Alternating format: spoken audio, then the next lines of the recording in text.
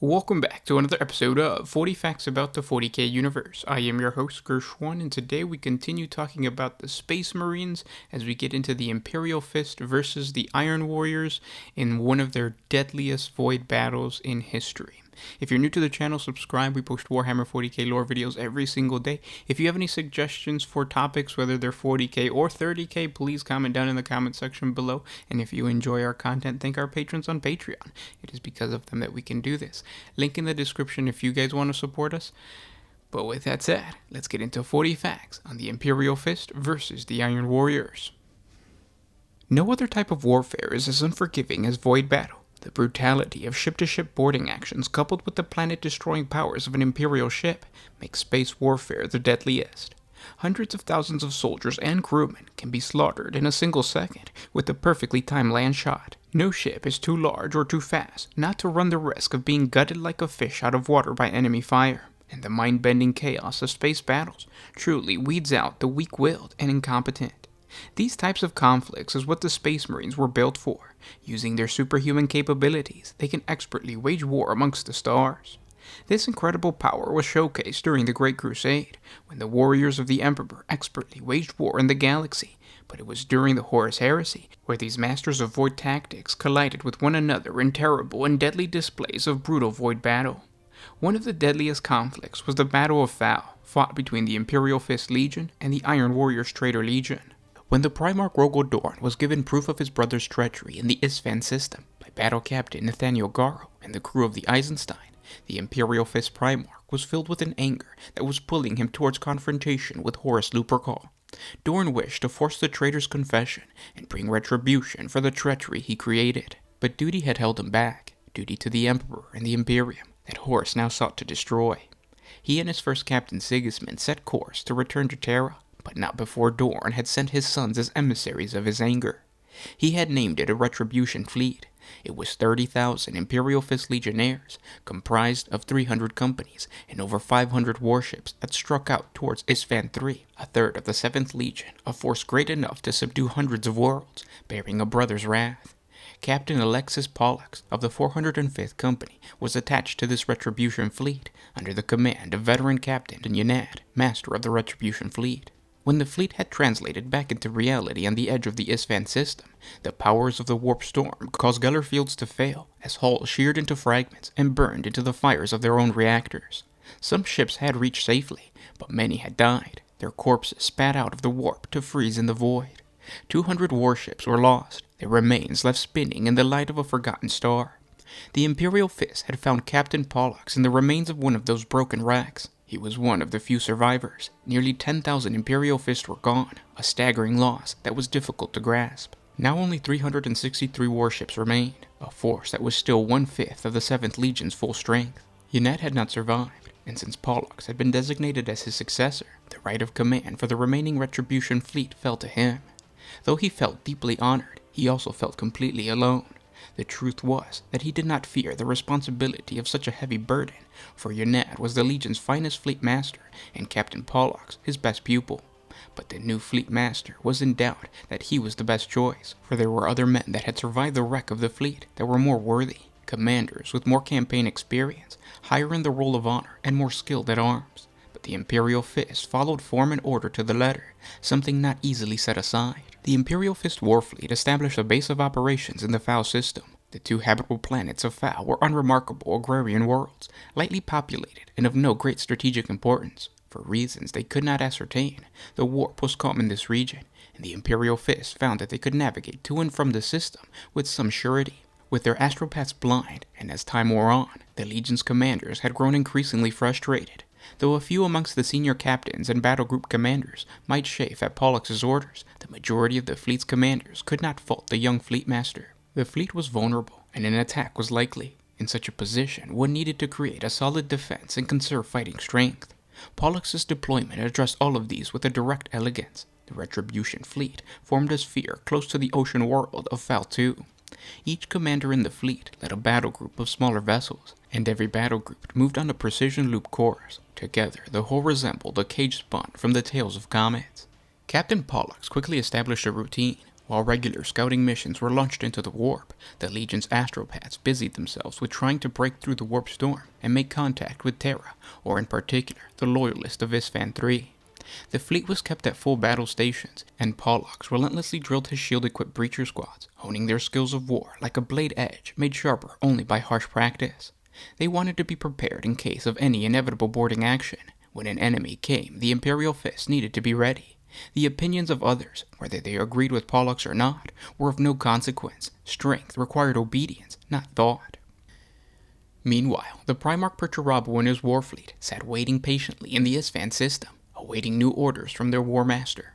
Their patience paid off, as they soon received word from Horus that there were 300 loyalist warships that were caught in a backwatered system like fish in a whirlpool. A fleet of ships pinned in place and waiting for extermination, and here were all of the ship's dispositions and characteristics laid out and listed for them. Though he knew that this was a fleet of one of the mighty Legiones Astartes, this wasn't just an ordinary fleet. This was a fleet composed of the Iron Warriors' most hated rivals, the Sons of Dorn. This information had been gathered firsthand by scout elements in the system, but in the Lord of Iron's mind, he knew that this intel that he received from Horus was too perfect, too neat. How could the War Master have achieved such a thing? It was daunting in its implication. Perturabo realized that this was not a random event. This had been planned before the Iron Warriors had come to kill the weakling legions on Isfan V. But then what else would he expect from the War Master? Perturabo thought of the massacre they had just committed, of the legions they had just butchered. They were weak, and destroying them had been nothing more than another task to be complete. But the Imperial Fists were rivals of old. They were arrogant pretenders. The possibility of breaking Dorn's sons was a prospect so rich that the traitor Primarch could almost taste it. This was obviously a part of the price for their allegiance to Horus, the chance to break one enemy brought by the death of others. The Iron Warriors' captains questioned the Lord of Iron of how they would be able to engage the Imperial Fist through the chaos of a raging warp storm. Perturabo responded that his passage would be possible, for the War Master had guaranteed it. That anyone could have such a guarantee staggered the Primarch's subordinate commanders. Warsmith Forex, one of Perturabo's vaunted triarchs, cautioned the Lord of Iron that if the Imperial Fist suspected the possibility of an attack, they would be prepared. But Warsmith Baroses, the second Grand Company commander, interjected that if the first Captain Sigismund was the one commanding the Imperial Fist fleet, then he would not sit patiently in his cage. Sigismund would make an attempt to break through the warp, making them less prepared and more vulnerable. Perturabo believed that, without a doubt, Sigismund commanded this fleet, for his brother Primarch would not have trusted this fleet to any other. Baroses offered to take his fleet, an equal number of ships, to launch an immediate attack and break the Loyalist fleet. The Lord of Iron struck down the Warmist's request, informing his subordinate commanders that the Imperial Fists must not simply be broken, they must be ground down to nothing. Dorn did not dare come for himself, therefore his favored pups would bleed for him. All of the ships currently under Warsmith Baroses' command would go, but it would be the Lord of Iron who commanded the attack himself. When the surprise assault finally came, the attack led by Perturabo was sudden and overwhelming. From his flagship, the Iron Blood, the Iron Warrior Primarch commanded the first 100 ships that burst into reality at the same moment. The Iron Warrior's vessels brought their weapons to bear, firing as one upon the Imperial Fist vessel, Hammer of Terra. The doomed vessel exploded spectacularly as the enemy salvo set off a chain reaction in the ship's plasma engines. Within seconds of the death of the Hammer of Terra, 12 of its sisters followed, consumed by Nova Shell explosions and torpedo spreads. The Imperial Fist Grand Cruiser, Sulla, fired a single salvo before macro shell fire stripped its shields and its hull became molten slag. The 6 destroyers clustered around it ended in the explosion of its plasma reactor. The Crusader and the Legate lasted scant seconds longer. They and their escorts took a trio of vortex warpheads and vanished into the hunkering dark. 24 Grand Cruisers and battle barges made up the tip of the Iron Warriors' fleet. In close formation around the capital ship, they moved as one. They ran through the debris of their kills, fire and molten metal smearing the prows. Around the Iron Blood, hundreds of warships followed in close formation. Behind them, more pulled themselves from the warp to add to the Iron Warriors' fleet.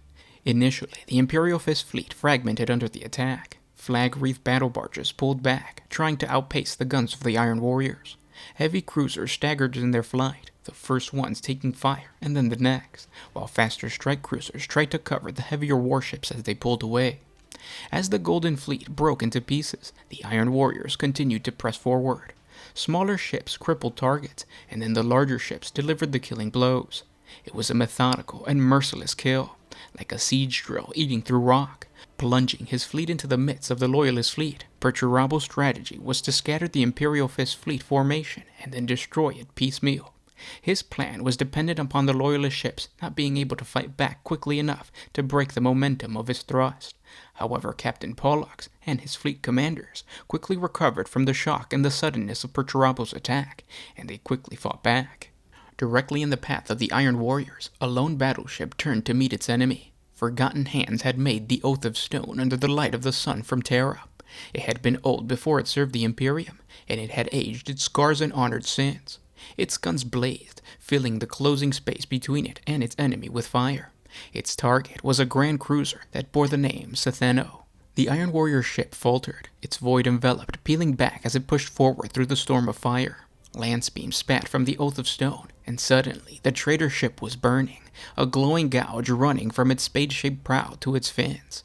The Oath of Stone surged forward to finish the kill, but the Setheno was only one ship amongst the closing fist of iron. 3 heavy cruisers fired. Energy crackled across the Oath of Stone's void shields as they burst like oily bubbles. Shells and missiles hammered the old ship. Its armor cracked and glowed. 100-meter armor plates flaked off its hull. Deep inside the hull, fire ran between compartments, suffocating those that did not burn. A trailing wreckage, the Oath of Stone continued to close and fire on its enemy ship. For a moment, it seemed as if it could face down the might of the entire fleet and survive. Then a line of turbo-blast fire cut its engines in two. Building-sized thrusters fell away as explosions kindled in the wound. With the last of its momentum and guttering engine's power, the Oath of Stone rammed into the enemy ship. It hit the Grand Cruiser in the belly, its prow ramming through the iron ship's spine. The Setheno shuddered, transfixed like a fish on a spear. Gas and fluid sprayed from its hull. For a moment, the two spun locked together in death. Then the Oath of Stone's prow ripped free of the Setheno's hull and pulled the guts of the Grand Cruiser with it. Discarded and dying, the Setheno drifted on, turning end over end, like a broken spear thrown at the night sky. The rest of the Iron Warrior fleet did not even slow down. Around the Iron Blood, hundreds of warships followed in close formation. Months ago, scout units had captured details of the Imperial Fist fleet, each capturing a single snapshot of data and pushing it into the minds of the astropath slaves for each machine. The Psyker's death screams had cut through the storm, carrying dream images of the Imperial Fist fleet. They had used that data to plan, and that plan was a timetable of obliteration. Perturabo ordered his second captain to scour the Imperial Fist fleet to find where Sigismund lurked. He was to be found, not killed. The honor would belong to the Lord of Iron. The killing continued with murderous rhythm. The ships at the front of the Iron Warriors fleet had begun to split into groups to hunt down smaller Imperial Fist ships. Behind them, fresh arrivals advanced in tight blocks. These were the macro vessels, vast, cliff-sided ships filled with battalions of Iron Warriors and thousands of slave troops. Beside them lurked the Hellburners. These were old-system ships, orbital haulers and tugs. They had ridden through the warp on tethers behind the macro ships. Unstable plasma fuel and munitions filled each of the ramshackled craft. Their slave crew, lobotomized into blind obedience, they drove the Hellburners into the throats of the Imperial Fist guns. Many detonated before they reached their victims, but more did not. Chains of explosions formed growing nebulas that hung in the void like lava clotting in the water. The Imperial Fist ships that emerged from these infernos were half dead, their armor peeling from their superstructure, their weapons blind. The macro vessels poured boarding flanks onto the crippled ships as they limped from the firestorm. The Imperial Fist crews did not die swiftly. Swamped by thousands of slaves, they held on until the Iron Warriors came to finish them in person. Dozens of ships died this way, gutted from within and left adrift, their insides filled with the dead of both sides. To the Iron Warriors, the process of victory had begun, and the only question was, how long would it take to complete? The first sign that all was not as it seemed was a bright explosion on the trail edge of the Iron Warriors fleet. The Imperial Fist cruiser, Veritas, and a destroyer wing cut towards their prey. Their target was a Grand Cruiser, a hulking brute named Calibos. The destroyers released a spread of fast-running torpedoes towards the Iron Warrior ships as they closed. It tried to evade, but was too slow. Blisters of fire opened along its dark metal back. The destroyers accelerated past the injured ship. The Calibos listed drunkenly. Its course veered as the rest of the fleet pulled away. The Veritas struck in an instant later, its dorsal cannons crumpling the Calibos' shields and punching through its carapace. Half dead, it tried to turn its prow towards its attacker, but the Veritas raced past, broadsides raking the Iron Warrior ship. The Grand Cruiser exploded in a shockwave of energy and atomized matter. As the Iron Warrior's fleet responded, the Veritas and its strike group was beyond its reach and turning for its next attack run. It was to be the first blow of many. Despite their long rest at Phall, the Imperial Fists had been kept in a state of constant battle readiness. This policy paid off for the Imperial Fists as they began to concentrate their fire on the leading ships of Perturabo's fleet. It was what months of planning had been for, the hundreds of hours of training. The Retribution fleet was ready to resist an attack, but they faced an enemy far greater than Captain Pollux had ever planned for. The Iron Warriors had taken losses, but their strength remained. If the Imperial Fist had broken in the first moments, they would have died. If they attempted to fight the Iron Warriors head-on, they would have been slaughtered. The Iron Warriors knew their weaknesses, and the Imperial Fist theirs. The Iron Warriors had hoped to find the Loyalists unprepared, but they had not cracked after the first attack. The Imperial Fist defenses had snapped back into place like the cogs of a clockwork mechanism. It was an unfixed fortress made of moving strike groups, fading resistance, and punishing counterattacks. Slower battleships drew fire, pulling Iron Warrior ships out of their formation, while on the edge of the battlesphere, fast strike groups looped around and through the margins of the Iron Warrior fleet. They struck again and again, crippling, destroying, trimming ships from the edge of the enemy fleet like fat carved for meat. The Iron Warrior's fleet was pulling itself apart as it tried to engage the Imperial Fist, and it bled every turn. The Imperial Fist rallied and began to inflict casualties, significant casualties. The Iron Warriors still had greater numbers, but the margin quickly diminished. Commanded by the Imperial Fist 14th Company Commander, Captain Amandus Tyr guided the vessel Halcyon through the battle storm, its leaf-bladed hulls glowing with reflected light from explosions and weapon fire. The void was thick with debris and plasma clouds, tumbling together like blood and entrails sinking through the water. The Halcyon fired as it dove, prow and dorsal weapons thrusting ahead of its path. Behind it, two of its sister ships followed, Unity and Truth. They were smaller, knife blades to the Halcyon's spear tip. They spun, their flank batteries spiraling a bright helix around them as they sliced through the Iron Warrior fleet. This near to the core of the Iron Warrior formation, the hulls of the enemy ships were so close that the gunners could aim by sight. The Halcyon and its escorts relied on raw speed and aggression to keep them alive. Though the Imperial Fist had lost 2 ships in 3 passes, they had managed to kill 4 times as many. As the Halcyon continued its attack run, it approached the Iron Warrior battlecruiser, Dominator. The Halcyon rotated on its axis, swooping under the Dominator, its flank batteries firing. The belly of the Iron Warrior ship split open in a string of explosions. The Unity and Truth followed close behind the Halcyon, hammering into the gaping gut wound in the Dominator's hull. It disintegrated, plasma from its ruptured heart burning from within. The Halcyon arced away from its kill, engines clawing for speed as it aimed for the edge of the battlesphere. Suddenly, an Iron Warrior battle barge came out of the surrounding swirl of battle. The Unity vanished in a spread of detonations. As the Halcyon came out of its attack run, Captain Tyr spied a massive vessel, 15 kilometers of cold iron and battle-blackened adamantium. This vessel was the oldest daughter of the ship forges of Olympia, a breaker of fleets and planets, the Iron Blood. Tyr knew that only one being had ever been her master, the Lord of Iron. The Imperial Fist commander ordered the Vox Master to get a signal to Fleet Master Pollux to warn him that Perturabo was here. When Tyr informed the Fleet Master of Perturabo's flagship leading the enemy fleet, the captain did not expect the response that he received. Pollux immediately placed 50 ships under Tyr's command. The Iron Warrior's fleet was bleeding, but it wasn't enough. Not enough for Pollux, not enough for his lost battle brothers, not enough for a blood prize for betrayal. Tyr's objective was the Iron Blood. He was to execute Perturabo. Captain Tyr led an assault force of 53 Terminator-clad veterans to assault the Lord of Iron's flagship. Going to go into battle against another legion, against a Primarch. It was a battle none of them had ever thought they would fight, but there was no doubt or hesitancy amongst them. Pollux had ordered the strike against Perturabo, and that was surprising to Tyr. He had thought that his brother lacked the boldness of such a gambit. This might be his last mission, but it didn't matter. That was the nature of war. The Imperial Fist knew that death was often the price for victory. The Imperial Fists concentrated their fire on the leading ship of Perturabo's fleet. The impact of this was devastating to the traders, as their leading ships were torn apart in the firestorm. As the leading ships were battered, the following ships of Perturabo's fleet broke off their attack to regroup. This gave the Loyalists the chance to go on the offensive, but before they did so, the fleet's astropaths relayed a critical message to the loyal commander. Finally, they had succeeded in making contact with Terra, and the Imperial Fists had urged orders to return there, by the will of the Primarch Rogodorn. These orders came with the highest priority. The Imperial Fists were not to let anything delay them. Coincidentally, a passage seemed to have somehow opened up in the storm, though the Imperial Fists were not sure how long this would last. If they were to obey the Primarch's orders, they had to withdraw, while there was still a chance to make it through the storm.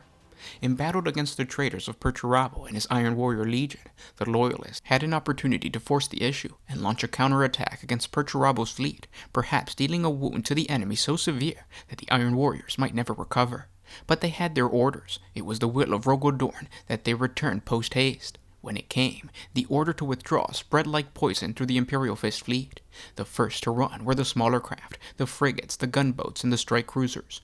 Alone or in small squadrons, 130 of the proudest warships of the Imperium fled the sphere of battle. Every Imperial Fist on every ship knew what the Fleet Master was doing and why. It was a judgment of who was most likely to survive. It was also a death sentence for those that remained. Behind the fleeing ships, their heavier cousins fired on the enemy with renewed fury. Rolling fire hit every Iron Warrior ships within range, clouding their sensors with a haze of energy as munitions detonated against the void shields. It worked for a while, until the first of the Imperial Fists dropped into the warp. For a moment, nothing changed. Then more of the fleeing ships vanished. The Iron Warriors realized what was happening. They fell on the breaking Imperial Fists like starved jackals on wounded lions. A second wave of Imperial Fist craft began to run from the system's edge. The Lacedaemon, the ship that carried the first Imperial Fist beyond the Sol system, was the first to break away. Its captain, the obedient Lagos, pushed the ship until its engines blew raw plasma. 12 Iron Warrior ships ran him down, raking the Lacedaemon with constant fire. With its hull blasted to twisted ruin, the Lacedaemon fired back on its killer until the last inch of its hull's integrity gave out. Of the rest of the second wave of retreat, a handful made it to clear space and jumped into the warp.